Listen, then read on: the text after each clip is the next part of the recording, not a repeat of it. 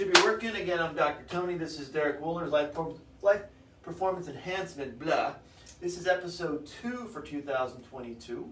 We're talking about setting life goals. And this is part 2 in the sense where how do we kind of break things down now on how to, okay, if we're going to set goals, how do we achieve them? How do we make sure we get there by having the base, we want to call it steps, done first, which Derek will talk about in his outline here to make sure we understand how to maintain that and get through it. So if we fall down, we fall back. Okay, where's my baseline? How to get back there again too. So you have things written down on your phone, whatever it is too, and Derek will talk about that. So Derek, take it over. Cool, right on. Thanks as always for having me, Dr. Tony. It's a pleasure to be here with everybody.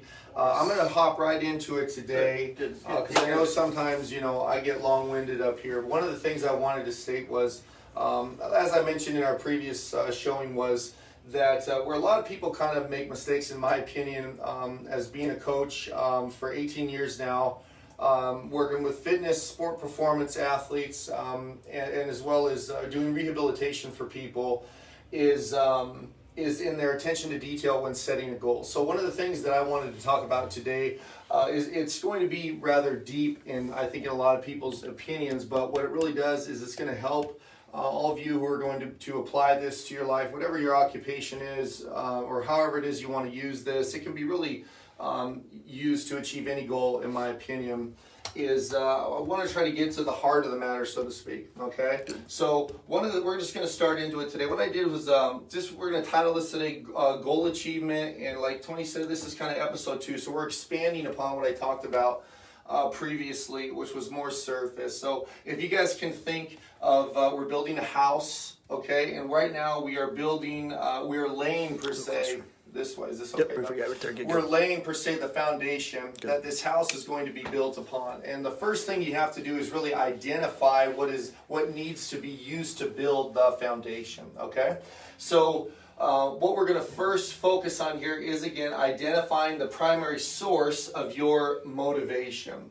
So there's 3 sources that your motivation can come from, generally speaking, in regards to this presentation. Different people are going to have different opinions regardless, or pertaining to your background or whatever that is, but for today, these are the 3 we're going to choose from, okay? Number 1 is your source, okay, can come from something greater than yourself. An example of this would be God, okay? Number 2 would be your source of your primary source of your motivation could come from yourself, okay? Where in essence you would be like your own God, okay? Now we're going to have different opinions on that based on your religious background, whether you are religious or not, and where you are as far as your belief in God or whatnot. But this is an example pertaining to what A is as far as how you would perceive yourself, okay? Number 3 would be another source that is not God or yourself, okay? So wherever you believe that could come from. So just to recap, it's something greater than yourself, or a source that is not yourself, or something greater than yourself, which I use an example of being God, okay? After you have identified your source, which is very key, you're going to need to now evaluate or take an inventory like I talked about in the first episode. Just to recap briefly, I talked about taking a life inventory, which is like what I ask all the clients to do when they first begin the nutritional side of their program. This allows me to see exactly what it is that they're doing with their time, and quite possibly, like the majority of them, what they believe what they're doing with their time and what they're actually doing with their time is 2 different things. I then ask them to take a nutritional inventory where they write down what it is that they're ingesting into their body from the moment they wake up to the moment they go to bed, the times they do that, and just a brief description of the food that they're choosing to put in there. That kind of gives me and them a black and white scenario of what is not possibly going on, but what is actually going on, okay? You're going to need to do that exact same thing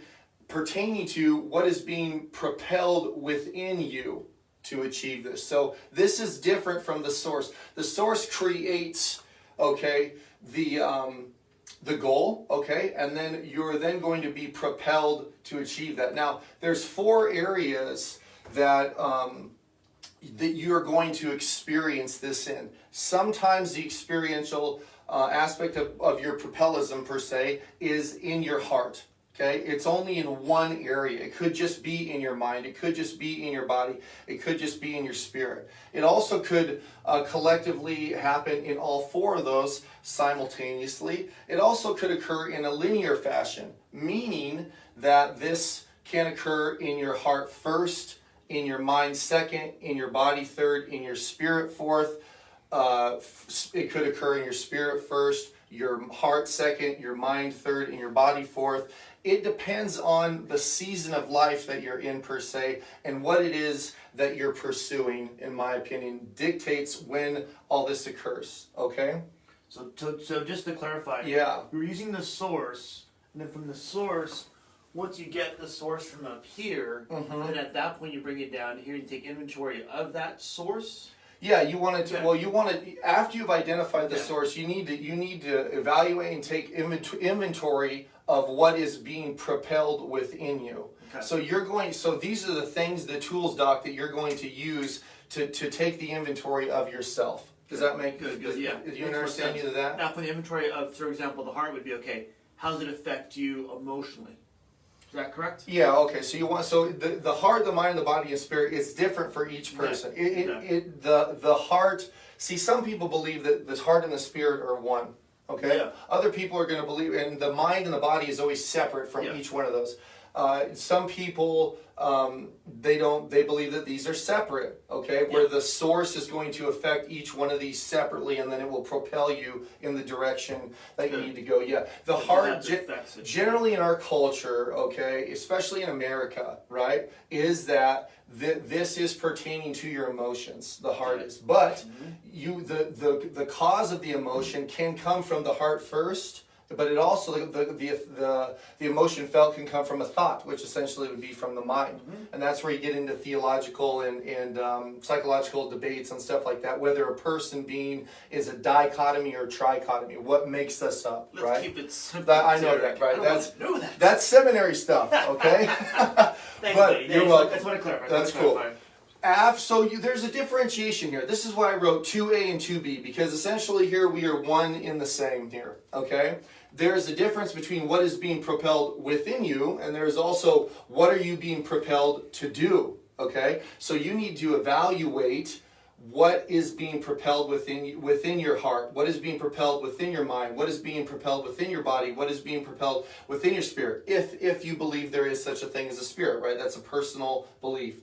You also need to take inventory of what is being propelled, what are you being, propelled to do inside of your heart, what are you being propelled to do inside of your mind, and what are you being propelled to do inside of your body and your spirit. Okay, so we can take this into far greater detail, and I will continue to expand upon this each week. But for today, if you think like we are building a house, and this house is your goal, okay, which a lot of people have used an analogy. This part down here that your house is built upon is the foundation, okay? And I believe that this is the first, at this point in time, okay? And again, for the sake of this presentation, these are the first two steps that you take to begin building your foundation. And it's like when I talk to a lot of the young kids, I work with a lot of athletes that are involved, that the movement of their sports are involved in rotation and the shoulder joint. So I work with a lot of baseball players, softball players, volleyball players, tennis players, and golfers, okay? I've just spent the majority of my professional career really understanding how the body kinetically transfers movement through rotation. Quarterbacks in football. When I was a strength coach at Azusa Pacific University, I would do the shoulder strengthening programs for the quarterback and give them exercises to do to help in their energy transfer, which is like a fancy way of saying produce more power and throw the ball further and more. And then the quarterback coach would work on their skill and their accuracy and stuff like that. They get a scholarship. Sure, yeah. If you're trying to get the scholarship, that's big time. So the reasoning again why we go through this process, and there's 2A and 2B, is this: they can be switched. So after you've identified your source, the source of your motivation may propel you to what it is you're supposed to, may bring an identification, to what it is you are being propelled to do first, and then what it is is being propelled within you second. It may be like, you know what, I really feel like I need to make more money, right? Big deal. Everybody always wants to get richer, okay? And so you have said to yourself, you know what, I've never really made what I consider to be a lot of money, right? Or I've never really considered myself to be that fast when I'm training an athlete. Or a lot of the baseball guys, I'm just not throwing fast enough to get to the level I want to get to in college when I'm working with the high school guys or when I'm working with the college guys. And they're like, I need 3 more miles an hour, okay, and I'll get drafted. Or if I can get 3 more miles an hour, my draft status will go up higher and I'll get a greater signing bonus, okay? Those are kind of the levels that they work from. This can occur in either one of those things. It could be, it's not always going to be internal. I'm not just going to wake up in the middle of the night and say, oh, I just have this internal burning desire to be better at using my mind, okay? And then all of a sudden, how are you going to be propelled to do that? Well, then I'm going to look more about understanding more about the brain and learning more about how my learning style and stuff like that. I mean, that's just like an example for that. Okay. Do you have anything to add to any of that, Tony? Nope, you're good. Yeah. So, again, these are the first couple steps you can take to building your foundation. Now, in the last episode, after I talked about the steps that people take to achieving a goal, I wanted to also integrate the physical side of things because obviously that's what I do a lot of every single day, okay? So one of them I talked about was just getting stronger, and I showed you guys a really cool example of how to use a suspension training device that's really popular in the fitness and sports performance worlds and rehab as well, which is the TRX things, all right? Or the old school gymnastics rings, whichever ones you want to use. And that allows you to use just your body weight against gravity to move your body in different patterns of movement against different planes, which we'll talk about briefly here today, to become stronger. Well, today what I wanted to do is give you guys like an actual formula, so more of like the science behind it, meaning the numbers per se that you kind of use, that strength coaches like myself use to enhance the strength of a person, okay? Let me go here. Briefly before we go, I'll do that in the recap, Tony. I'm sorry. Yeah. Okay, so when talking about strength enhancing formulas, okay, there's many factors that have influence on your capability, on your strength capabilities, okay? We're going to talk about these factors in greater detail in the next discussion. Today, I want to talk about nervous system stimulation, okay? And what that means is, let's use a physical example of that. Last time I used the hand. Most clients, when they come in to see me, irregardless of their level or their goal, their brain is not hardwired per se to their body to the degree that it has the capability of experiencing. Okay, and the example I use for that is a hand. Let's say someone comes in, they have knee pain. They have a lot of knee pain in the anterior part of the knee, the front part of the knee, and the patella tendon, like a lot of people have. Doc, I know you deal with that all the time in your profession. So let's say their brain, the hip complex, isn't really wired enough, and because of that, the stability of the leg doesn't allow for proper tracking of the knee. Okay, and because that irritation is experienced in the tendon. Well, what you need to do, and what I'm referring to when I talk about, get my notes here, I apologize, is your nervous system stimulation is this hip complex, or my hand, let's say. Your body currently can only use 2 fingers of your hip. And the reason that the knee is experiencing pain, and the reason that people are not as strong as they could be, or they're not increasing their strength as much as they could be, is because their brain doesn't know how to use the muscles within the movement well enough. Currently, it only knows how to use just these 2 fingers. It would be like you having a hand and only using 2 fingers, these 2 fingers, to do everything. What I do is hardwire the brain and teach it how to use 3 fingers, 4 fingers, and then essentially 5 fingers, okay? This is part of the strength training process, to what I just referred to as nervous system stimulation. A lot of people in our culture believe that strength enhancement involves increasing your muscular size, and it can, but it doesn't have to. You don't have to increase a muscle size to increase its strength. You can merely just increase its efficiency, which would be like this example. Here's your brain up here. Here's your muscles that you want to use. You just need to get the brain better at sending signals to the muscles so it can collectively use all of them together with greater efficiency. When efficiency is increased, movement pattern quality increases, and then your body has a greater capacity to produce more force.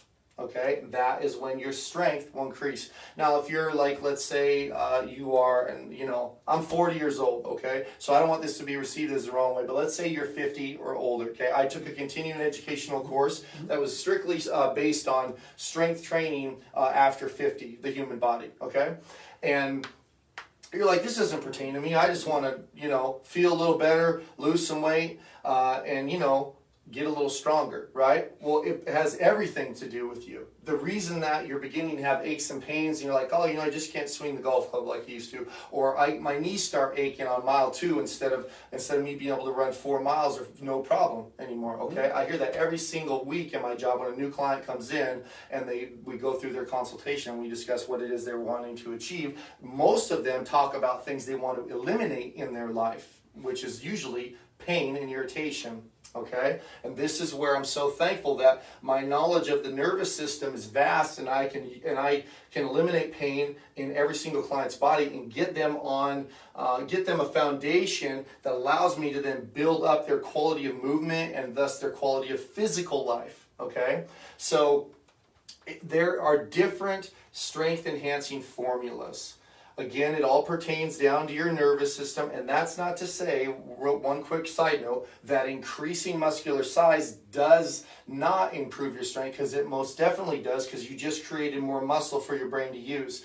But if you increase muscle size and don't increase your brain's ability to use this newfound muscle through movement patterns, okay, multiple movement patterns, then your quality of life overall will not enhance to the level that it could be. In one circle, if we had a big circle here, your quality of life, okay, would be improved this much instead of this much if you improve the overall quality of the movement that your new muscle can use within different patterns. So almost the movement is more important than the actual coordination. Then the actual muscle growth you talked about being more efficient. To recap what Doc said. Doc said it's better to, you tell me if I'm wrong, Doc. It's better to have greater quality of movement than it is to have a bunch of muscle. For general life health, that's true. Injury free. Yeah. For athletic performance, that's different. And for rehabilitation, you may need to increase the size of a muscle so that its production and its functionality and its quality is higher to eliminate pain and injury. That's part of the job, okay? But generally speaking, your body should be, you should have a strong foundation of functional movement first before you start overloading different sections of it with additional mass. Okay, it will only make your movement patterns inefficient, and that's when stress to different joints becomes over the top for the body to handle, and then irritation occurs, usually in tendons, and that's when inflammation occurs, and then the movement of the joint decreases in its quality, and then thereafter everything else through the kinetic chain begins to, break down, and to put it in layman's terms, your movements suck. Okay, so you gotta fix them. All right. So let's move on. I know that was a very kinesthetic kind of explanation, but you have to understand the importance of quality over quantity first. Huge. Yeah, huge. And that requires, for most people where they hate that, is it requires patience. So as far as your character, when you're trying to improve the physical part of yourself, all the other things come into play, especially your psyche. Okay, every day, I coach people's minds, whether they're general fitness athletes or especially in rehab when they are dealing with pain and they are in agony and they're so irritated. Okay, irritation is a part of our life, and the way that you beat that with your mind is by overcoming it. But your perspective on your circumstances has to be progressive. If it's in the moment solely, then you'll get stuck there. But to move from the moment to where you're going, you need to be linear in your thoughts and progressive. Linear may mean like this. A lot of times in rehab, doc knows, man, things are going great 3 weeks, boom, right? Well, that's part of the process. Yep. Because when things go great and you have to progress, typically it requires a downfall and then a time of overcoming and then progression again. But see, if I started here, I still am up here where this is where I started. You guys Well, and what I tell people, real quick, if I could borrow. yeah, you want to use the green one? Yeah. Again, my artistic skills are very, very minimal, so I apologize. If I have someone go through a rehab program, okay, I want them to go, I don't want them just, for example, just to walk 10 minutes and all of a sudden their 5 minutes are good. No. I want them to actually go from 10 minutes to 20 minutes, and that will increase time, may cause some pain, okay? I'm okay with that because that tells me, okay, where their limit is right now. Can we improve their health, say, for example, more stretching, more working out, more individual exercises, so now their walking goes from 20 and maybe drop down to 10 again, and then back from 10, now back up to 30. Okay, and at that point, they made it a roadblock. At that point, man, now my ankle hurts, my foot hurts. Perfect. So we drop down, say 20 again, and we're back up to 40. Okay, so that average range of improvement has to occur because you're adding more things in to make the body better. Maybe more endurance, more time to work out, some more reps, more weight, to make the body improve, make your body improve by going through, I want to call it, feeling comfortable, maybe a little sore, maybe a little injured to get to the next step. If we work out there, because then I was off for about 3 or 4 weeks from working out because I was sick. At that point, now that I'm back, at that point, it may take me 4 to 5 weeks, maybe 6 weeks to get back to my 100%. Yeah, you never know how the body's going to respond after injury. But typically, if you were here and you get injured, the time it takes or the rate it takes to get back to where you were is less than it was the first time. Oh, exactly. Because the nervous system was already there once. And you have the baseline. Okay, now I'm doing everything right here. Let me do everything right here, and then here, and here, and here. And it may take, for example, take a marathon runner. They may be fine with mile 1, 2, and 3, and also mile 5 comes around. They're like, now my feet hurt. Great, let's get better shoes. Yeah. That's true. Now my feet. Now I'm on mile 10. Now my legs hurt. Great, let's stretch out more. So we're adding more to routine to get that further distance for a marathoner.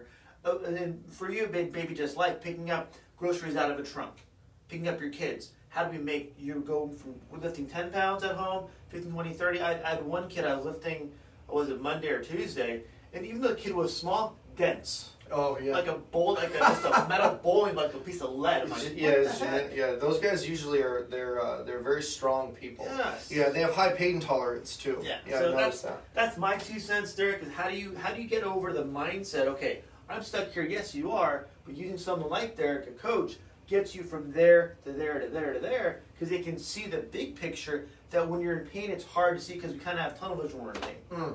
Same. That's what good. I would do. Yeah, that's good. Doc's good. The doc alluded back to what we went through here. How do you break through your barriers? Okay. Yes. Right, and that could be another topic of discussion would be breaking through barriers.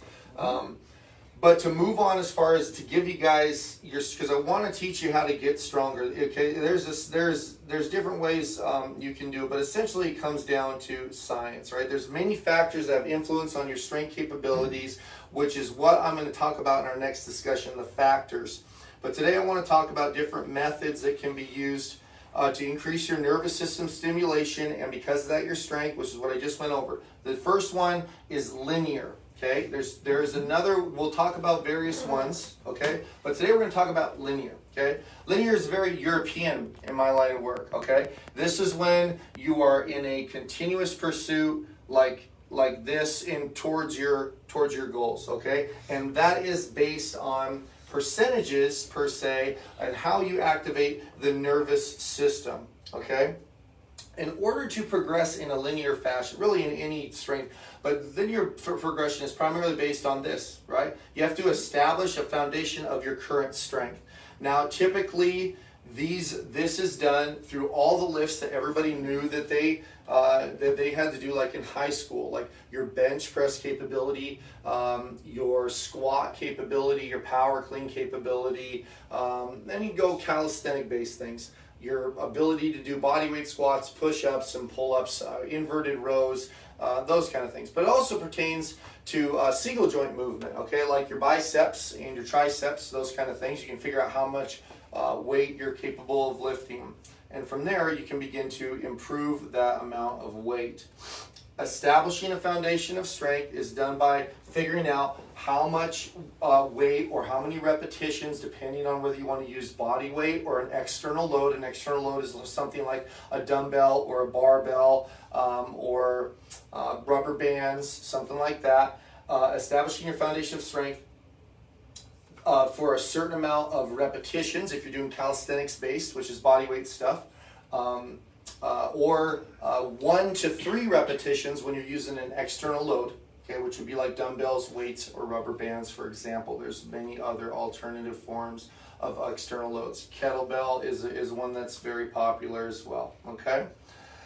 Your foundation of strength occurs through different planes of movement, number one. An example that would be like the lying barbell bench press, okay, or a pull-up. So one, you're moving the body through this plane of movement like this. The other one, you're going through your body in this plane of movement like this. There's different planes that our bodies move through. You have to establish a foundation of strength through each one of these planes. Another one is rotation. And then there's also lateral flexion in there as well, okay?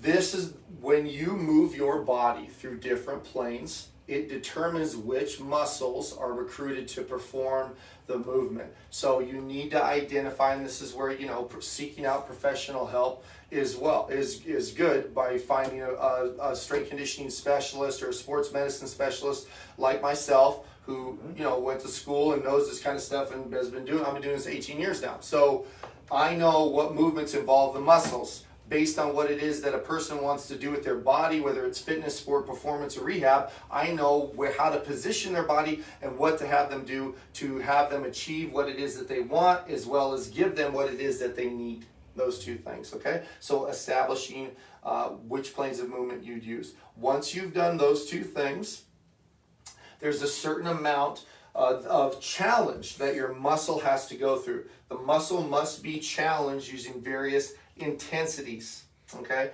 Intensities means in the math part of strength training, it's the percentage of your foundation of strength. So let's say you could 100% of your strength. To become stronger, we're going to do a certain amount of time, okay, at 68 to 71% of your foundation of strength. That will yield this rep range, okay? Now, we're going to move, okay. There's one more thing I keep forgetting. I apologize for that. After understanding that the muscle must be challenged in various intensities, it's important to understand that when you are beginning a strength training program, and I don't really care even if you're like a professional athlete, all right? If you have done things a certain way for a long time, or you haven't done anything ever, or you have you used to do something for a long time and now you don't, or let's say you're sporadic all over the place and you're doing all kinds of stuff at any different time. Whenever you want to establish a foundation of strength, okay, the safest way to do that, in my opinion, the safest way is using a linear-based program. That's the safest way. The reason is this: the adaptation of the stress that your connective tissue, that being ligament, tendon, and muscle, goes through is continuous and it's gradual. Okay, it's gradual. You'll see here that the rep ranges that you do, they gradually decrease when this increases.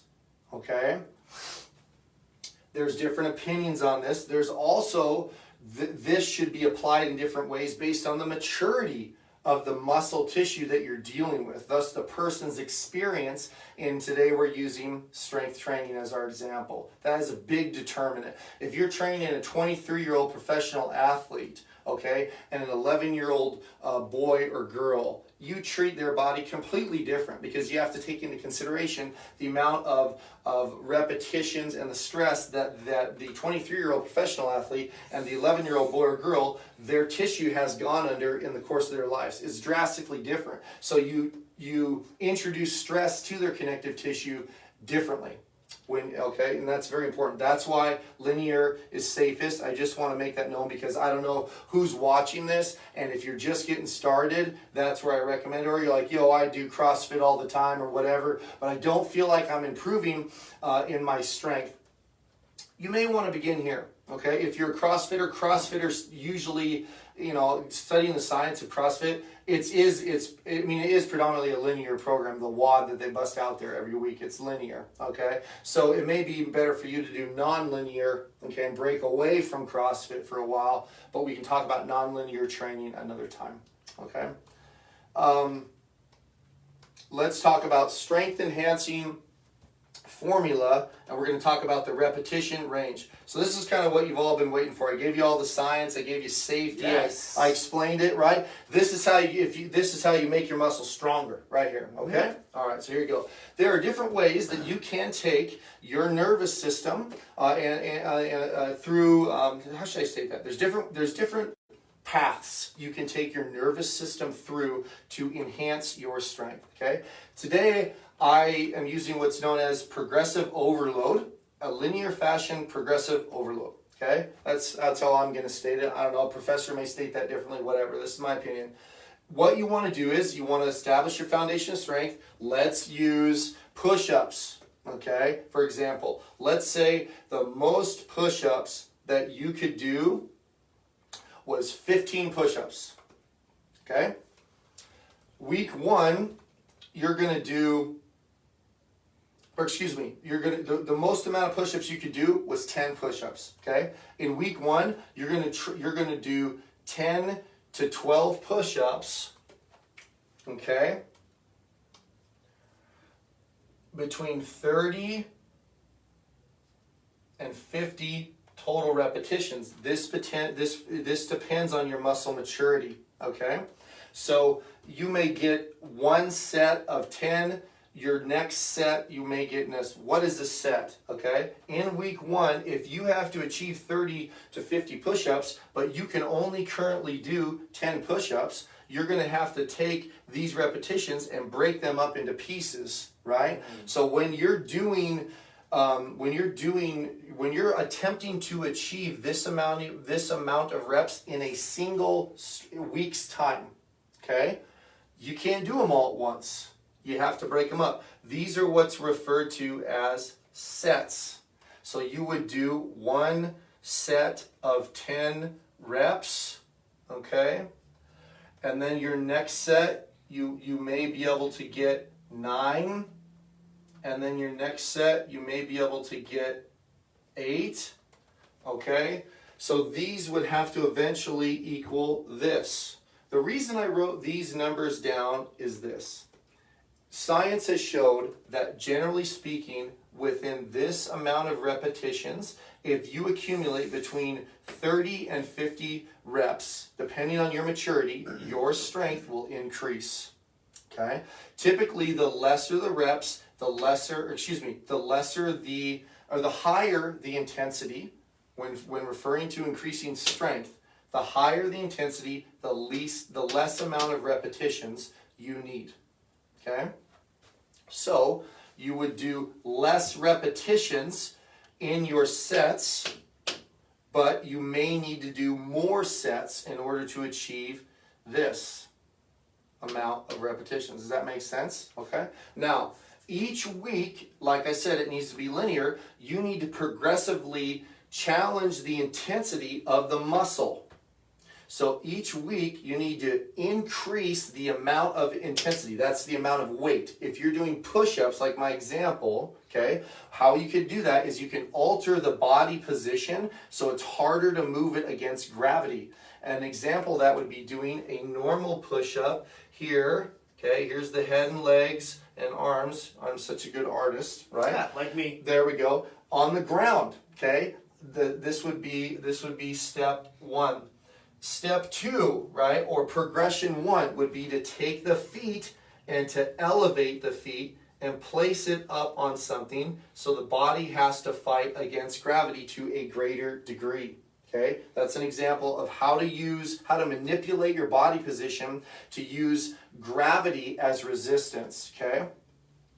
Another example would be to use the term I used earlier, which was external load. Okay, all that means is weights, rubber bands, kettlebells, barbells, free weights, whatever. Okay, you would increase the amount of weight or tension or whatever so that you're only able to achieve this amount of repetitions, and you would progressively, okay, or linearly challenge your muscles through various intensities over the course of a 4-week period. What's important to notice here is this: after you've done 3 weeks of training, depending on your maturity, you may need to take a whole week off and completely let your muscles relax.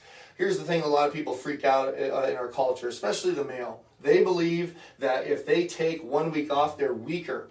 Okay, that's not true. Your tissue will actually come back in a state that is ready to endure a greater amount of stress, and thus produce even more amounts of effort and enhance your strength and decrease your risk for injury. That kind of thing. Go ahead, Doc. Last year, 2021, I had 23 bad back injuries from people trying to progress this way by just a deadlift exercise, which is basically taking a bar or weight and coming down and coming back up, because they thought they were in their pre-COVID brain of I did this 6 months ago, I can go back right at it. So they went through this, and it's funny now, went through this program, but they didn't take that break. They didn't do it slowly. They wanted to get back to their, say, if they're deadlifting, say, pre-COVID, 200 pounds, we want to get back there within week 2 or week 3. They didn't give themselves a chance to progress. What happened? They hurt their back. They pulled the hamstring. They pulled the hip. So you got to give yourself time. And what I'm getting through is give yourself time to follow a program.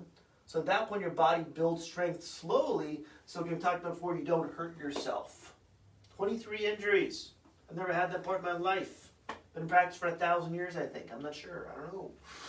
I'm not sure. But going through this, where it's not like, well, push-up for me would be going on a bar, for example, at an angle, even on a counter, and doing counter push-ups that way. Oh, yeah. And then going, for example, on the floor on your knees, doing push-ups that way.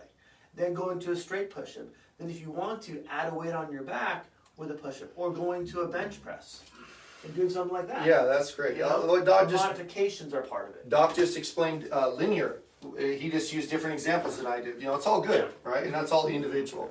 I'm sure you guys saw me write this is my business cell number right here. Good. The reason I'm writing this up here is because this is a lot of information today, and it also included quite a bit of like exercise science stuff, especially pertaining to percentages and reps and stuff like this. So a lot of times clients, they're confused on how to apply this to themselves individually. They get this on a surface level, but then when they try to apply it to themselves, they don't quite get how to go through more than maybe like a week or two, and then they get confused. And typically when they do that, they hurt themselves, right? So don't do that. If you have a question, you can text message me here, or you can go to my Facebook, which is Life Performance Enhancement, or you can have it all on the post. Okay, Doc will have it on there. Again, my name is Derek Wohlers, right? And the name of my business is Life Performance Enhancement, fitness, sports performance, and rehabilitation. So I'm all over the internet. You can obviously check me out right there. My website's currently going under some construction, so you can't go to my actual site. But if you Google my name, a lot of stuff will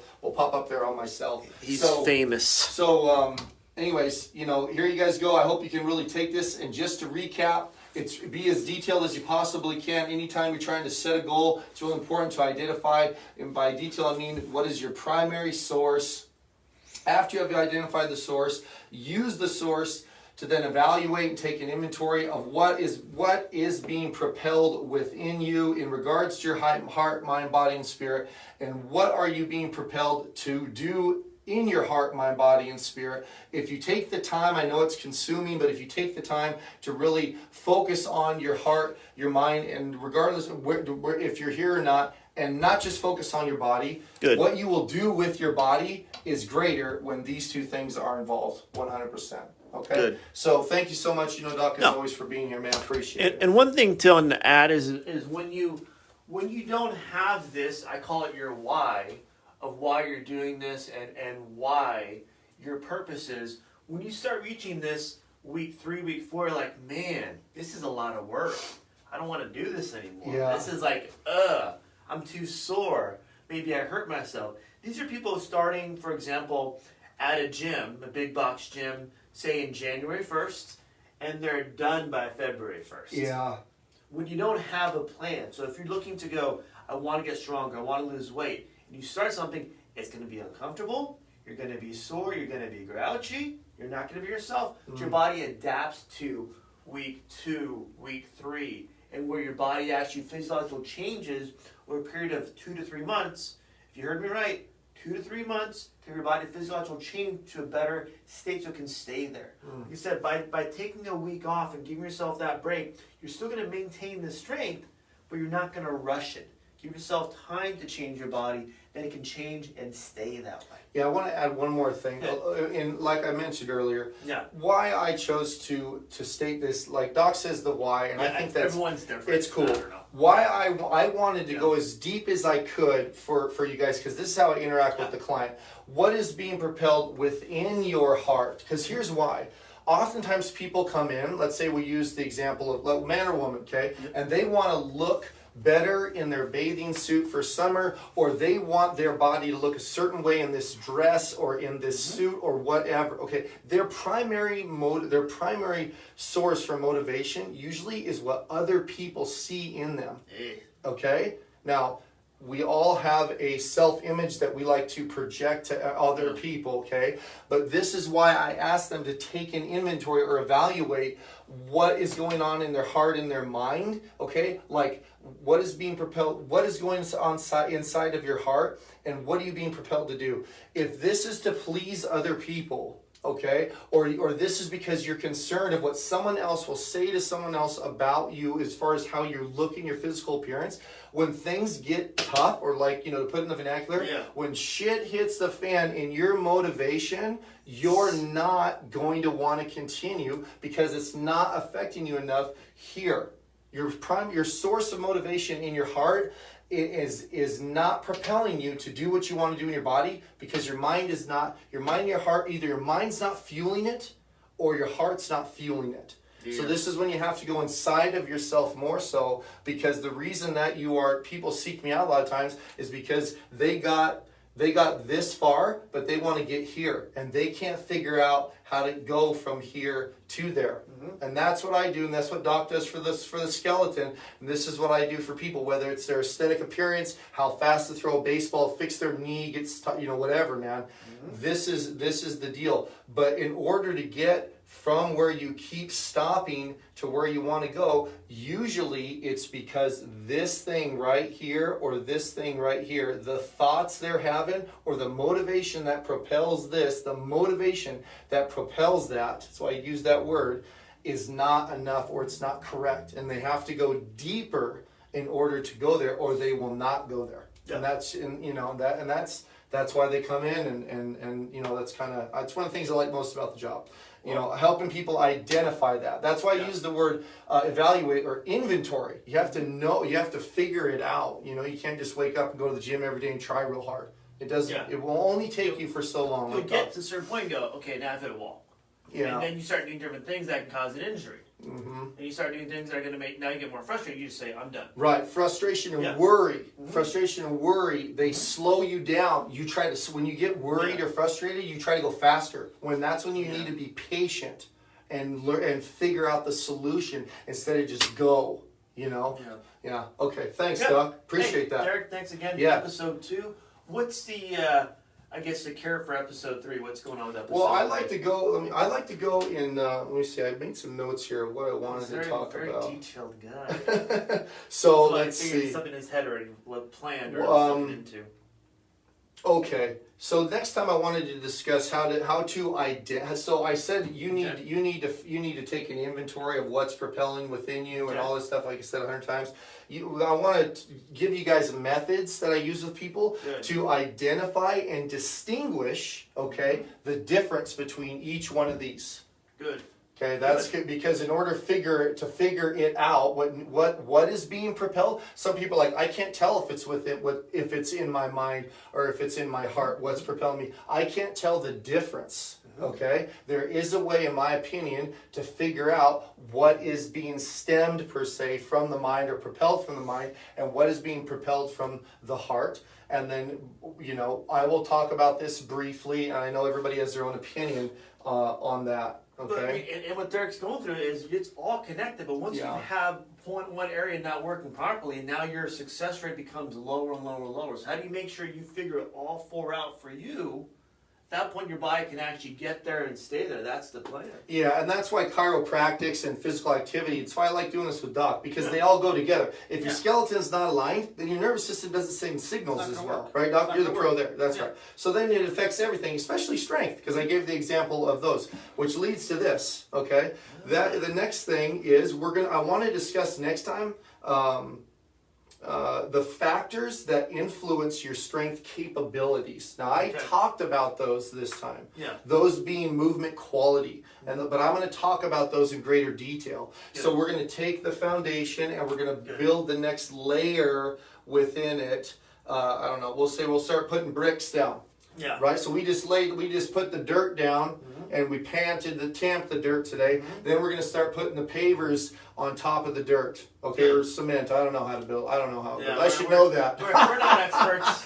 We're specialists, my friend. So we'll start talking about that. What those bricks are is how to differentiate between four of these. Good. Okay, so you can go into even greater detail in your goal scenario, and then what affects your strength capabilities. Because like, oh, you know what? My knees have hurt my whole life, or like, culturally, women, I want my glutes, my rear end to look like this, right? Or men are like, I always wanted to bench press, but I always had shoulder pain. Yeah. That kind of thing. Or I want to do one pull-up, man or woman, okay? And I'll tell you the factors that are affecting that, just the factors, and then I'll give you a solution on a mathematical kind of science level here that you can use to then apply it all together like that. So it'll be cool. Yeah, I'll get it all lined up and give Doc the details, and then he can shoot it out there. And the thing is, once you get this down to what Derek's trying to help us understand, then your workouts, then your life can get easier. It won't be, I'm guessing at everything. I'm not going to guess. I have a system that I can use to break everything down and build it up over time. So. Yeah. Derek, thank you again. Thanks, Doc. Always love being here. Real pleasure. So, thanks for having me in your office today. January 2022. At that point, we'll add this. Will probably be next month's podcast. From there, we're going to add it in. So we're trying to have his show post as a podcast, plus the live, plus you do everything else too. And then from there, have the next show come on right away. So kind of get it planned out right. All right. Thank you guys for watching. See you guys. Thanks. Yeah. Easy stuff as always.